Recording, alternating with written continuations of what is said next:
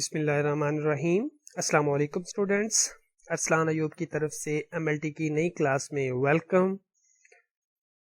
ہم نے lipid profile start کیا ہوا تھا۔ لپڈ پروفائل میں کافی ٹیسٹ انکلوڈ ہوتے ہیں جس کی ڈیٹیل ہم نے پچھلے لیکچر میں بھی پڑھی تھی، ایک دفعہ پھر دیکھ لیتے ہیں۔ اس میں ٹوٹل کولیسٹرول سب سے پہلے موجود ہوتا ہے جو کہ ہم پچھلے لیکچر میں پڑھ چکے ہیں۔ آج کا ہمارا ٹاپک ہے ٹرائیگلیسرائڈ، ٹھیک ہے۔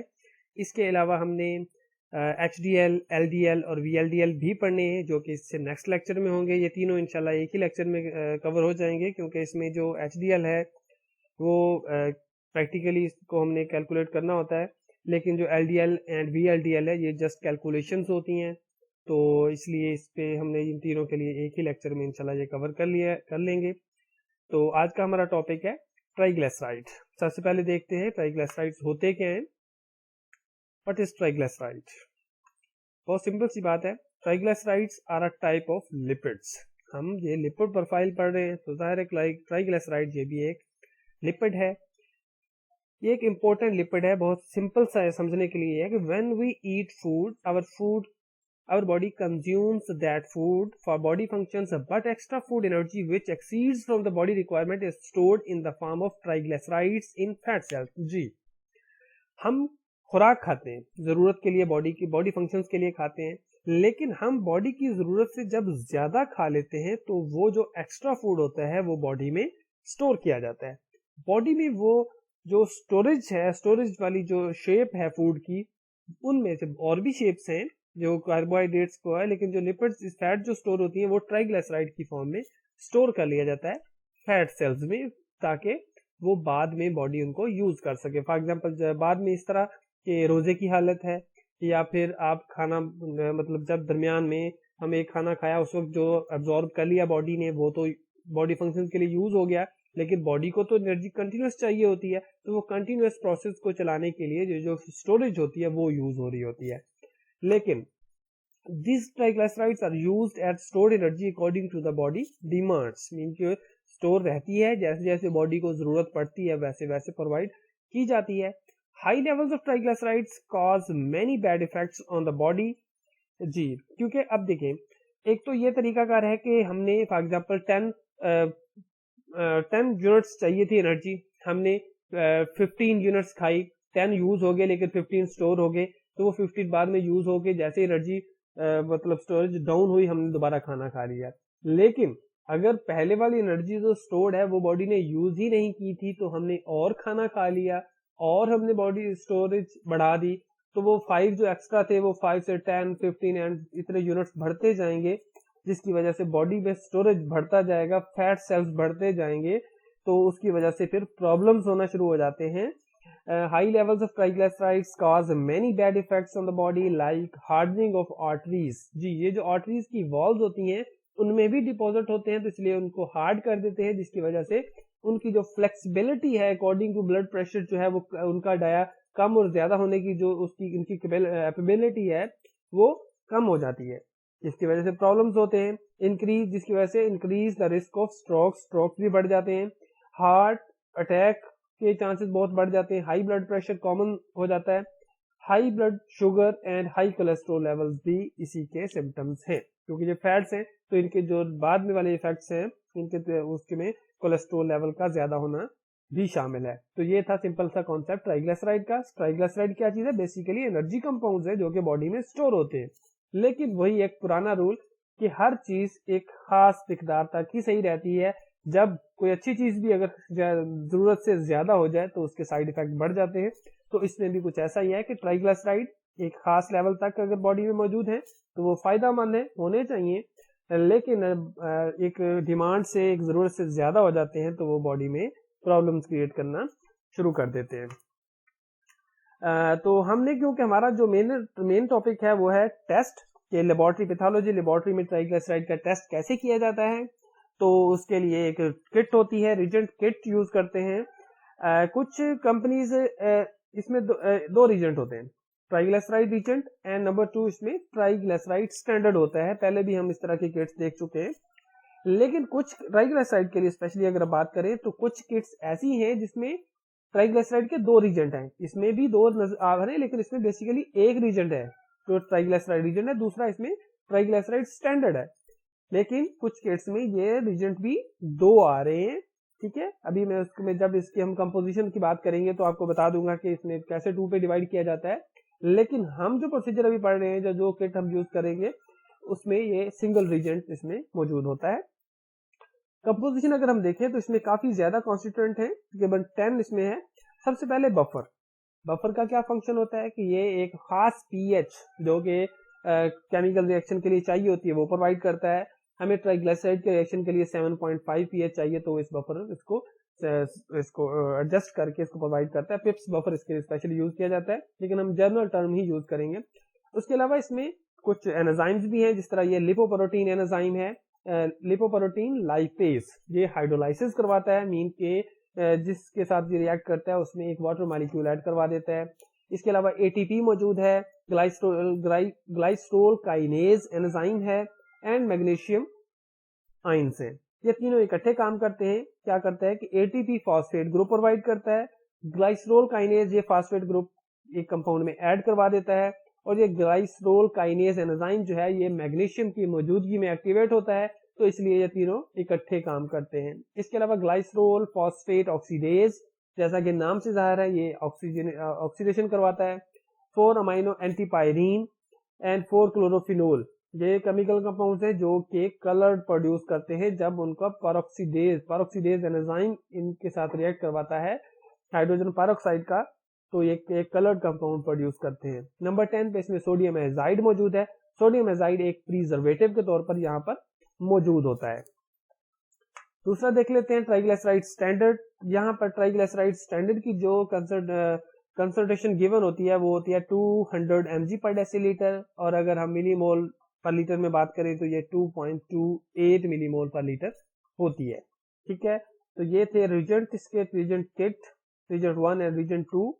इसके बाद देखते हैं प्रिंसिपल कि ये जो रिजेंट है इसमें जो केमिकल कंपाउंड्स हैं ये किस तरह कौन कौन से केमिकल रिएक्शन परफॉर्म करते हुए फाइनल जो हमारा कलर्ड कंपाउंड है जिसकी कंसंट्रेशन हम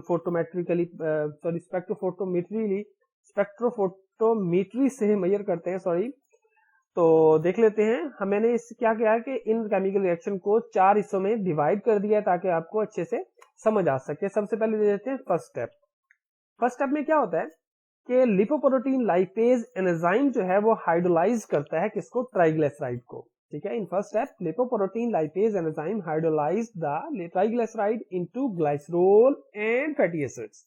पहले स्टेप में क्या होता है, लिपोप्रोटीन लाइपेज जो एंजाइम है ये एक हाइड्रोलाइज मीन उसमें वाटर मॉलिक्यूल के एडिशन करवाता है, इसमें ट्राइग्लिसराइड में। जब इसमें वाटर मॉलिक्यूल ऐड किया जाता है तो ये 2 हिस्सों में टूट जाता है, ठीक है। एक को हाइड्रोजन और दूसरे को हाइड्रोक्सिल आयन प्रोवाइड करता है वाटर में से। 2 चीजें जो बनती हैं उनमें क्या चीज है, एक ग्लाइसरोल और दूसरा फैटी एसिड। अगर हम केमिकल रिएक्शन देखें तो आप देख सकते हैं कि ट्राइग्लिसराइड जो है वो वाटर मॉलिक्यूल के साथ रिएक्ट करता है, तो ये कौन करवाता है, लिपोप्रोटीन लाइपेज एंजाइम करवाता है, और 2 चीजें बनती है ग्लाइसरोल एंड फैटी एसिड। ये जो 2 चीजें बनी है इसमें ये जो ग्लाइसरोल है ये नेक्स्ट रिएक्शन में हिस्सा लेता है, देखते हैं स्टेप 2 में ये कैसे लेता है। ग्लाइसरोल काइनेज एंजाइम यहाँ पर क्या करता है, एक फॉस्फेट ग्रुप ऐड करवाता है, किससे लेके, एटीपी से लेता है, ठीक है। ग्लाइसरोल काइनेज क्या करता है, एक फॉस्फेट ग्रुप एटीपी से लेता है और किसमें ऐड करवा देता है, ग्लाइसरोल में। जब उसमें एक फॉस्फेट ग्रुप ऐड होता है तो जो नई चीज हमारे पास बनती है वो होता है ग्लाइसरोल 3 फॉस्फेट, ठीक है। एटीपी एडिनोसिन ट्राइफॉस्फेट, जब उसमें से एक मतलब ट्राइफॉस्फेट मीन उसमें 3 फॉस्फेट होते हैं। अब जब उसमें एक फॉस्फेट माइनस हो जाता है, ग्लाइसरोल काइनेज उसमें से एक फॉस्फेट निकाल लेता है, तो वापस जो बचता है वो होता है एडिनोसिन डाइफॉस्फेट। ये एडीपी का जो लॉन्ग मतलब के शॉर्ट फॉर्म है। ADP stands for adenosine diphosphate. Chemical reaction देखें तो आप समझ आ जाएगी क्लियरली कि ग्लाइसरोल के एटीपी रिएक्शन कर रही है, कौन करवा रहा है, ग्लाइसरोल काइनेज। और ये मैग्नीशियम आयन इसके लिए बहुत जरूरी होते हैं क्योंकि मैग्नीशियम आयन ग्लाइसरोल काइनेज को एक्टिवेट करने के लिए चाहिए होती है, कोफैक्टर के तौर पर भी काम कह सकते हैं काम कर रहा है। تو ATP سے ایک فॉस्फेट निकाल के ग्लाइसरोल में ऐड करते हैं, तो ये ग्लाइसरोल 3 फॉस्फेट मीन के ग्लाइसरोल में कार्बन नंबर 3 पे एक फॉस्फेट ग्रुप अटैच हो चुका है. इससे आप इसका आइडिया लगा सकते हैं. और दूसरी चीज हमारे पास ADP बनती है. ठीक है, अब नेक्स्ट स्टेप में इसमें जो प्रोडक्ट बने हैं दो, ग्लाइसरोल 3 फॉस्फेट एंड ADP, इसमें जो 3 फॉस्फेट है, ग्लाइसरोल 3 फॉस्फेट, ये नेक्स्ट रिएक्शन में स्टेप 3 में हिस्सा. स्टेप 3 इसमें देख लेते हैं हम.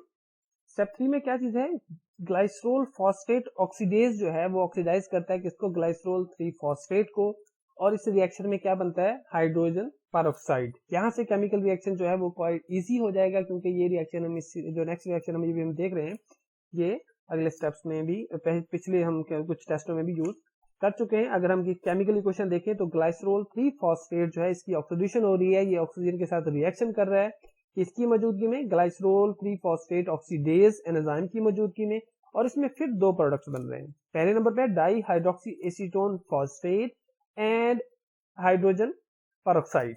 ठीक है, इसमें दो चीजें बन रही हैं. अब फर्दर रिएक्शन में हाइड्रोजन पेरोक्साइड हिस्सा लेगा, H2O2. देखते हैं स्टेप 4 में क्या होता है. In this step hydrogen peroxide reacts with 4 amino एंटीपायरीन and phenol in the presence of peroxidase enzyme to form a colored compound known as quinone imine. ठीक है, हाइड्रोजन पेरोक्साइड जो पिछली रिएक्शन में बना था, इस रिएक्शन में किसके साथ रिएक्ट कर रहा है, दो चीजों के साथ. नंबर 1 पे 4 अमीनो एंटीपायरीन एंड नंबर 2 फिनोल. ठीक है, किसकी मौजूदगी में, पेरोक्सीडेज एंजाइम की मौजूदगी में. और क्या बना रहा है, क्विनोन इमाइन, एक कलर्ड कंपाउंड बना रहा है. केमिकल रिएक्शन में देख लें कि हाइड्रोजन पेरोक्साइड जो है वो रिएक्शन कर रहा है 4 क्लोरोफिनोल. ये पूरा नेम इसका 4 क्लोरोफिनोल है, लेकिन असल में फिनोल ही होता है, तो इसलिए हमने ये डिस्क्रिप्शन में सिर्फ फिनोल लिखा हुआ है. और इसके अलावा 4 अमीनो एंटीपायरीन के साथ रिएक्ट करता है, किसकी मौजूदगी में, पेरोक्सीडेज एंजाइम की मौजूदगी में. फिर दो चीजें बन रही है, quinone imine and hydrogen peroxide. इसमें जो क्विनोन अमाइन है इसकी कंसंट्रेशन हम मेजर करते हैं. The concentration of quinone imine is directly proportional to the concentration of triglyceride. ठीक है, इसकी कंसंट्रेशन हम मेजर करते हैं अपने एनालाइजर में और फिर इसको कैलकुलेशन कर लेते हैं. तो ये था इसका प्रिंसिपल. उम्मीद है आपको अच्छे से समझ आ गया होगा. 4 स्टेप्स में हमने इसको डिवाइड किया था. स्पेसिमन देख लेते हैं कि ट्राइग्लिसराइड के लिए स्पेसिमन सैंपल कैसे कलेक्ट करते हैं या क्या क्या सैंपल इसके लिए रिक्वायर्ड होता है. नंबर 1 पे serum and plasma both are acceptable स्पेसिमन्स for triglyceride. Serum भी यूज हो सकता है, प्लाज्मा भी यूज हो सकता है, लेकिन इसमें थोड़ी सी कंडीशंस होती हैं. एक तो ये बात मेन आपको समझ लेनी चाहिए कि हमें ट्राइग्लिसराइड के लिए फास्टिंग सैंपल चाहिए होता है. फास्टिंग मीन के खाने में कम से कम भी तो 9-10 घंटे का गैप आना चाहिए. मीन के सुबह सुबह निहार जो उठ के सैंपल लेना होता है वो सैंपल इसके लिए रिक्वायर्ड होता है. तो अगर रोजे की हालत में है तो रोजे के एंड में भी लिया जा सकता है सैंपल इसके लिए. वो भी एक फास्टिंग कंडीशन होती है, 9-10 घंटे का कम से कम गैप तो मस्ट होता ही है जी. तो ये किसकी रिकमेंडेशन है, ये नेशनल कोलेस्ट्रॉल एजुकेशन प्रोग्राम है. ये रिकमेंड करता है कि आप जो ट्राइग्लिसराइड है या लिपिड जो प्रोफाइल है उसके लिए फास्टिंग स्पेसिमन कलेक्ट करें. देखते हैं, अगर आप सीरम कलेक्ट कर रहे हैं तो आपने इन चीजों का खास ख्याल रखना है, इन बातों का. Use serum collected by standard manufacture techniques. जो टेक्निक स्पेशली आपको सिखाई गई है आपने वही तो उसी तरीके से ब्लड कलेक्ट करना है और उसमें से फिर सीरम आपने सेपरेट कर लेना है. दूसरे नंबर पे है कि separate serum as soon as after collection as possible. जितनी जल्दी हो सके कलेक्शन के बाद आपने कोशिश करनी है कि सीरम को सेपरेट कर लें. इनके सेंट्रीफ्यूज करके, जैसे भी जो भी सेंट्रीफ्यूज करके आप प्रोसीजर यूज करते हैं उस प्रोसीजर के तहत आपने क्या करना है कि उसमें से सीरम सेपरेट कर लेना है. लेकिन आपने सेपरेट करते हुए ये चीज नंबर 3 पॉइंट ख्याल रखना है, Before centrifugation, ensure that complete clot formation has taken place. जी, कि आपने क्या करना है कि सैंपल कलेक्ट करना है और उसको रख देना है ताकि उसमें जो क्लॉट फॉर्मेशन प्रोसेस है उसमें 5-7 मिनट 10 मिनट जितना भी टाइम लगता है अच्छे से क्लॉट हो जाए. देन आप उसको सेंट्रीफ्यूज करें और फिर उसको यूज करना है. ऐसा नहीं है कि क्योंकि क्लॉट फॉर्मेशन तो 5 से 10 मिनट के अंदर हो ही जाती है मैक्सिमम, और फिर आप आधा घंटा पड़ा रहने सैंपल दें, ऐसा बिल्कुल नहीं करना. आपने देखना है उसको गौर से कि जैसे ही क्लॉट आपको पता चल जाएगा कि क्लॉट अच्छे से बन गया है, देन आपने उसको सेंट्रीफ्यूज करके उसमें से सीरम सेपरेट कर लेना है. लेकिन अगर आप प्लाज्मा यूज कर रहे हैं تو اس میں بھی پہلے اور دوسرا پوائنٹ تو بالکل سیم ویسا ہی ہے کہ آپ پلازما جو ہے کلیکٹ کرنا ہے آپ نے اسٹینڈرڈ وین پکچر ٹیکنیک سے بلڈ لیتے ہوئے، اور دوسرے نمبر پہ separate plasma as soon as after collection as possible, جتنی جلدی ہو سکے آپ نے اس میں پلازما سیپریٹ کر لینا ہے. تیسرا پوائنٹ اس میں ڈفرنٹ ہے، acceptable anticoagulants are lithium heparin with or without gel barrier and sodium heparin. جی آپ نے پلازما کے لیے جو اینٹی کوگولنٹ یوز کرنا ہے اس میں آپ نے دیکھنا ہے کہ آپ جو ویکوٹینر یوز کر رہے ہیں وہ ہیپارین والا ہو، لیتھیم ہیپارین ہو یا سوڈیم ہیپارین نو پرابلم، لیکن ہیپارین ہو. اس کے علاوہ کوئی اور اگر موجود ہے اینٹی کوگولنٹ تو پھر آپ اس کا ٹیسٹ پراپر نہیں کر سکتے. اس سے جو ٹرائیگلیسرائڈ کی ویلیوز جو ہیں وہ ریزڈ ویلیوز آپ کو سامنے دیکھنے کو ملیں گی. تو آپ نے ان باتوں کا خاص خیال رکھنا ہے. پلازما یوز کر رہے ہیں تو اس کے لیے ہیپارین والا اینٹی کوگولنٹ ہو، ٹھیک ہے، لیکن اگر آپ سیرم یوز کر رہے ہیں تو آپ نے یہ خیال رکھنا ہے کہ وہ کلوٹ فارمیشن پہلے اچھے سے ہو جائے، دین آپ اس کو سینٹریفیوج کر کے اس کا سیرم کلیکٹ کریں. تو اسپیسیمن کے لیے یہ تھی انسٹرکشنز. ایسے دیکھ لیتے ہیں. ویو لینتھ اس میں آپ 500 نینومیٹر یوز کریں گے، لائٹ پاتھ وہی 1 سینٹی میٹر یوز ہوگا، اور ٹیمپریچر اس میں آپ دونوں کنڈیشنز ہیں کہ روم ٹیمپریچر پہ بھی یہ ٹیسٹ کر سکتے ہیں، اور 37 ڈگری سینٹی گریڈ جو آپٹیمم ٹیمپریچر ہے باڈی کا اس پہ بھی یہ ٹیسٹ پرفارم کیا جا سکتا ہے. لیکن یہ کیونکہ ٹیسٹ تو ہم باڈی میں نہیں آؤٹ سائڈ دا باڈی کر رہے ہوتے ہیں تو اس لیے اس کے لیے ہمیں واٹر باتھ یوز کرنا پڑتا ہے اگر آپ 37 ڈگری سینٹی گریڈ یوز کرنا چاہ رہے ہیں ٹیسٹ اپنا. پروسیجر دیکھ لیتے ہیں. پروسیجر تقریباً ملتا جلتا ہی ہے پچھلے ٹیسٹ سے. ٹیک 3 ٹیسٹ ٹیوب، 3 ٹیسٹ ٹیوب آپ نے لے لینی ہے. Label the tubes as blank, standard and test. ایک ٹیوب کو آپ نے بلینک لیبل کرنا ہے، دوسری کو اسٹینڈرڈ، اور تیسری کو ٹیسٹ لیبل کر دینا ہے. اس کے بعد کیا کرنا ہے کہ اپنے اس میں پیپٹنگ کرنی ہے ریجنٹس کی اور دوسری چیزوں کی. کیسے کرنی ہے؟ آپ نے ایسے کرنی ہے اس کے مطابق کہ آپ نے جو ریجنٹ ہے، جو ٹرائیگلیسرائڈ ریجنٹ 1 ہم نے جس کو کہا ہے 1 ml ڈالنا ہے آپ نے تینوں ٹیوبز میں، بلیک میں بھی، اسٹینڈرڈ میں بھی اور ٹیسٹ میں بھی. اس کے بعد آپ نے کیا کرنا ہے، یہ مائکرو پیپر یوز کرتے ہوئے آپ نے یہ کام کرنے، ٹھیک ہے. ماؤتھ پیپٹنگ بالکل الاؤ نہیں ہے اور آپ نے کرنی بھی نہیں ہے، ماؤتھ پیپٹنگ بالکل بین ہو چکی ہے. تو آپ نے ایڈجسٹیبل مائکرو پیپرز امید ہے آپ کو اویلیبل ہوں گی، تو وہ یوز کرتے ہوئے آپ نے کیا کرنا ہے کہ 1 ml ریجنٹ تینوں ٹیوبز میں ایڈ کر دینا ہے. اس کے بعد کیا کرنا ہے، اسٹینڈرڈ لینا ہے اور اس میں سے جسٹ 10 مائکرو لیٹر آپ نے ایڈ کرنا ہے اسٹینڈرڈ والی ٹیوب میں، ٹھیک ہے. اس میں تھوڑا سا ڈفرنس یہ ہے کہ ہم ڈسٹل واٹر ایڈ نہیں کر رہے کیونکہ ہم اس میں یہ دیکھیں آر لکھا ہوا ہے تو R stand for reagent blank ہم اس میں یوز کرتے ہیں، ہم ڈسٹل واٹر اس میں ایڈ نہیں کرتے. اسٹینڈرڈ یوز کریں گے 10 مائکرو لیٹر اس میں ایڈ کریں گے اسٹینڈرڈ والی ٹیوب میں، اور سیرم اور پلازما جو بھی آپ یوز کر رہے ہیں وہ آپ 10 مائکرو لیٹر لیں گے اور ٹیسٹ والی ٹیوب میں ایڈ کر دیں گے، ٹھیک ہے.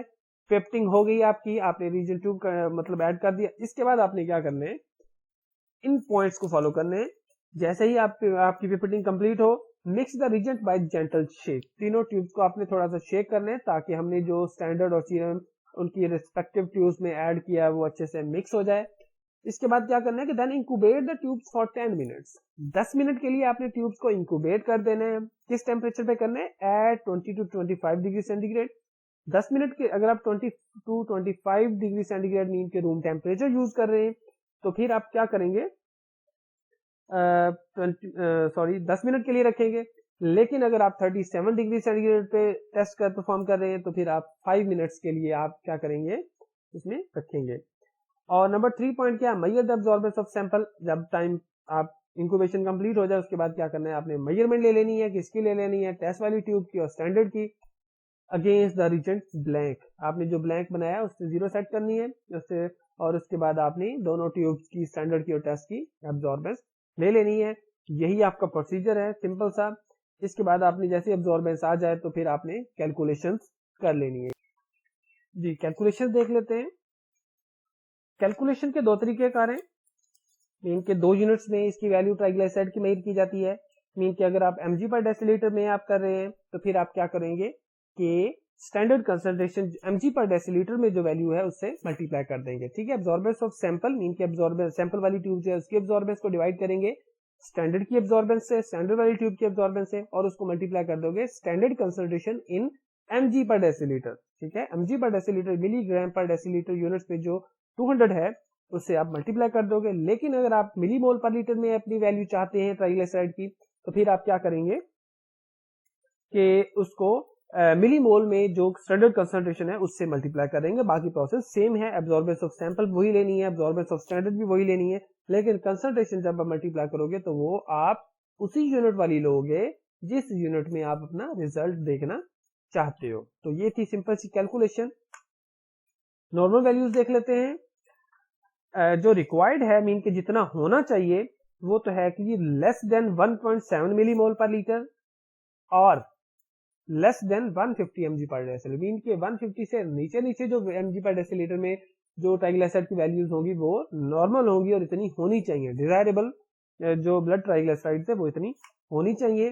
لیکن اگر 150 سے 199 mg پر ڈیسی لیٹر ہے یا پھر ملی مول میں اگر دیکھیں تو 1.7 سے 2.25 ملی مول پر لیٹر تک ہے تو یہ بارڈر لائن کاؤنٹ کی جائے گی. مین کے زیادہ ہیں لیکن بارڈر لائن پہ ہیں, ٹھیک ہے. لیکن اگر 2.26 سے زیادہ ہو جاتی ہے اور ادھر سے اگر ایم جی پر ڈیسی لیٹر میں دیکھیں تو 200 سے زیادہ آ رہی ہے تو پھر یہ ہائی بلڈ ٹرائگلیسرائڈ کاؤنٹ کیا جائے گا, ٹھیک ہے.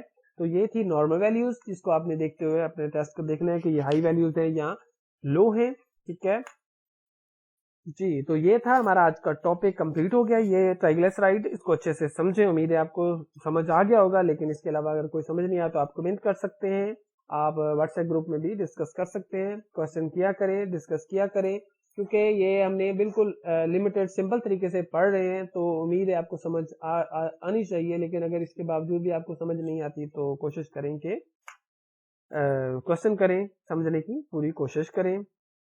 آج کے لیکچر میں اللہ حافظ.